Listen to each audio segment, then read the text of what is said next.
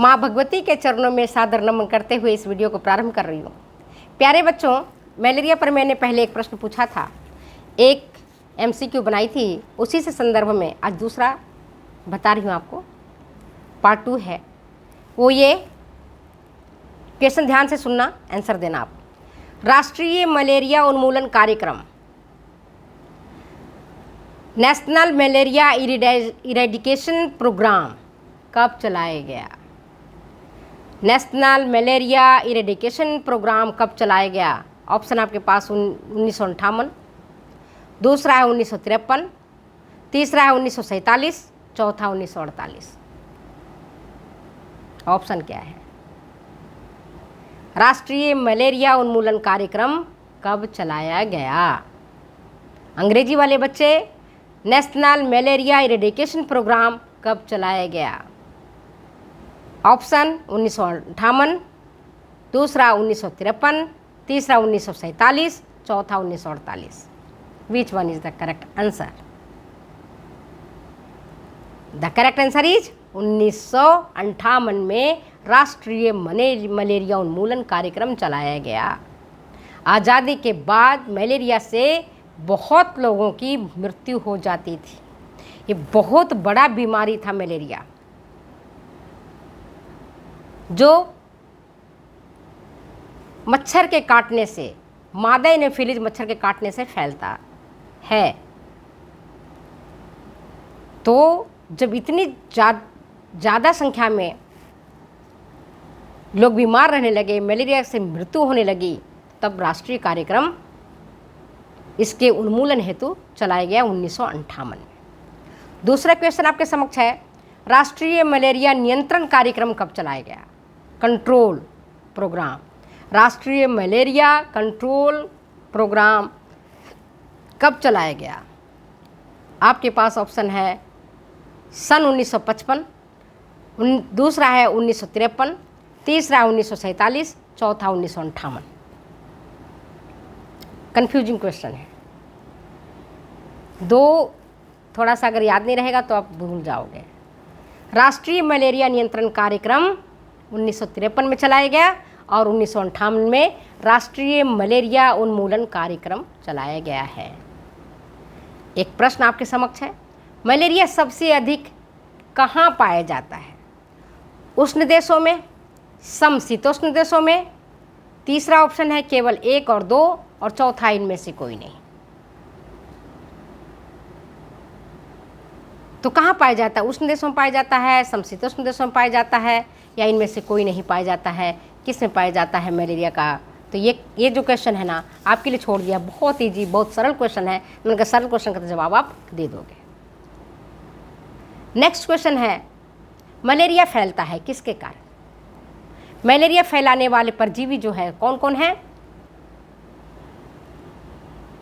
Option आपके समक्ष है प्लाज्मोडियम वाइवेक्स। मलेरिया, क्वेश्चन सुनो, मलेरिया फैलता है किसके कारण, या मलेरिया फैलाने वाले कौन से एजेंट हैं? ऐसे क्वेश्चन पूछे जा सकते हैं। ऑप्शन प्लाज्मोडियम वाइवेक्स, दूसरा मादा एनोफिलीज मच्छर, तीसरा प्लाज्मोडियम फैल्सीपेरम, चौथा उपरोक्त सभी। अगर आपने पढ़ाई किया होगा, question so simple, so easy question है। तो मलेरिया फैलता है प्लाज्मोडियम वाइवेक्स के कारण भी। एनोफिलीज मच्छर काटता है, मादा एनोफिलीज मच्छर काटता है, उसके अंदर उसके लार में प्लाज्मोडियम परजीवी रहता है, और तीसरा है प्लाज्मोडियम फैल्सीपेरम।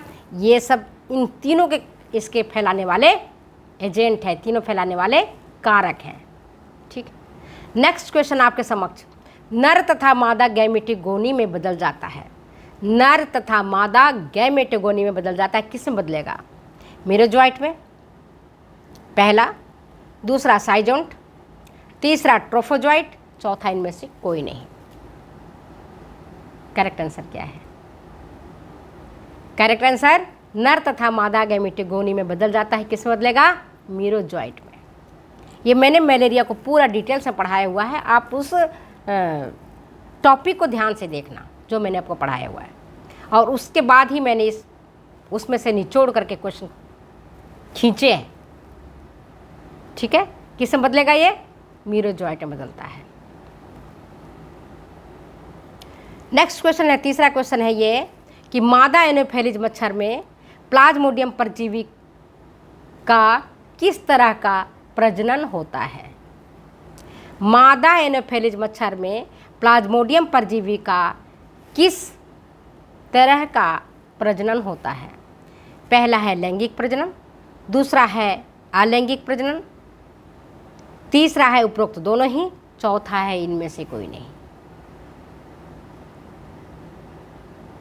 सही उत्तर क्या है? सही उत्तर है लैंगिक प्रजनन। मादा एनोफेलिज मच्छर में प्लाज्मोडियम परजीवी का लैंगिक प्रजनन होता है, सेक्सुअल रिप्रोडक्शन होता है। समझ के बात को? कौन सी होगा? मादा एनोफेलिज मच्छर में प्लाज्मोडियम परजीवी का लैंगिक प्रजनन होता है। नेक्स्ट क्वेश्चन है आपके पास, मनुष्य के रक्त में उपस्थित गैमेटोगेनी कुछ समय के बाद बदल जाता है, किस रूप में? प्रश्न क्या है? मनुष्य के रक्त में उपस्थित गैमेटोगोनी कुछ समय के बाद बदल जाता है, किस रूप में? किसमें बदलता है? आपके ऑप्शन है गैमेटोसाइट के रूप में, दूसरा है स्पोरोजॉइट के रूप में, तीसरा है मीरोजॉइट के रूप में, और चौथा है इनमें से कोई नहीं। क्वेश्चन फिर से ध्यान से सुनो। मनुष्य के रक्त में उपस्थित गैमेटोगोनी कुछ समय बाद बदल जाता है, पहला गैमेटोसाइट के रूप में, दूसरा स्पोरोजॉइट के रूप में, तीसरा मीरोजॉइट के रूप में, चौथा इनमें से कोई नहीं। सही उत्तर क्या है? मनुष्य के रक्त में उपस्थित गैमेटोगोनी कुछ समय के बाद गैमेटोसाइट में बदलता है। गैमेटोगोनी से याद रखना, गैमेटोगोनी किसमें बदलेगा? गैमेटोसाइट में बदलेगा। नेक्स्ट क्वेश्चन है, नेक्स्ट क्वेश्चन आपके समक्ष है, गैमेटोसाइट्स का विकास होता है, कहाँ विकास होता है? गैमेटोसाइट्स का विकास होता है मच्छर के पेट में, या मनुष्य के आंत में, या मनुष्य के यकृत में, या मनुष्य के रक्त में। कहाँ होगा? बोलो। गैमेटोसाइट का विकास होता है मच्छर के पेट में। गैमेटोसाइट का विकास कहाँ होगा? मच्छर के पेट में। नेक्स्ट क्वेश्चन आपके समक्ष है, जाइगोट बनता है। जाइगोट कहाँ बनता है? देखो, नर गैमेटोसाइट में बनेगा, या मादा गैमेटोसाइट में बनेगा, या उपरोक्त दोनों में ही बनेगा, या इनमें से कोई नहीं। कौन सा ऑप्शन करेक्ट है? बोलो। इजी क्वेश्चन है। जाइगोट बनता है मादा गैमेटोसाइट्स में। जाइगोट कहाँ बनेगा? मादा गैमेटोसाइट्स में जाइगोट बनता है। नेक्स्ट क्वेश्चन है आपके पास, वो ये कि गतिशील जाइगोट को कहते हैं। मोटाइल जाइगोट को क्या कहते हैं? वो काइनेट कहलाता है, या उसिस्ट कहलाता है, स्पोरोजॉइट कहते हैं, या इनमें से कोई नहीं। क्या सही उत्तर है? गतिशील जाइगोट को कहते हैं, क्या कहते हैं गतिशील जाइगोट को? काइनेट, ओसिस्ट, स्पोरोजॉइट, या इनमें से कोई नहीं। सही उत्तर क्या है? गतिशील जाइगोट को कहते हैं ऊकाइनेट। गतिशील जाइगोट को क्या कहते हैं हम? ऊकाइनेट बोलते हैं। नेक्स्ट क्वेश्चन आपके पास, चौथा उत्तर है, क्वेश्चन है आपके पास, मच्छर के आमाशय को छेद कर डालता है। मच्छर के पेट को छेद कर डालता है, कौन छेद करता है? ऊकाइनेट करता है, ओसिस्ट करता है, या उपरोक्त दोनों करता है, या इनमें से कोई नहीं। मच्छर के पेट को कौन फाड़ देता है? कौन आमाशय को छेद करके बाहर निकलता है? उसका नाम क्या है? सही उत्तर है आपका ऊकाइनेट। सही उत्तर क्या है उसमें? ऊकाइनेट है।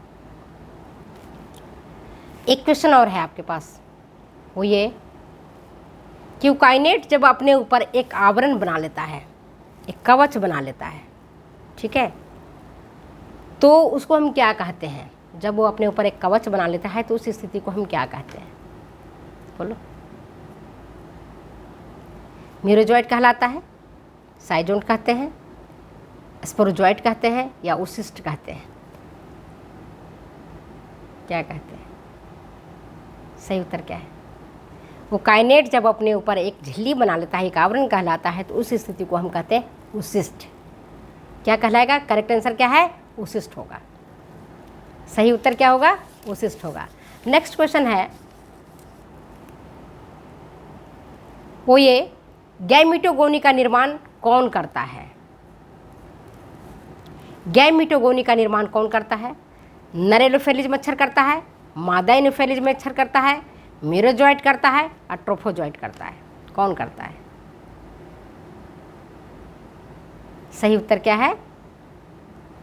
मीरोजॉइट करता है। गैमीटोगोनी का निर्माण मीरोजॉइट करता है। यह रक्त परिसंचरण के दौरान रक्त में प्रवेश पाने के बाद कुछ मीरोजॉइट तो इनएक्टिव हो जाता है और वे कुछ ही दिनों के बाद मेल और फीमेल एनोफेलिज पैरासाइट के रूप में बदल जाता है। तो चलो हम अपने वीडियो के यहीं विराम देते हैं, फिर मिलते हैं अगले वीडियो में अगली बातों के साथ। तब तक दो इजाज़त जाने की। Okay, bye.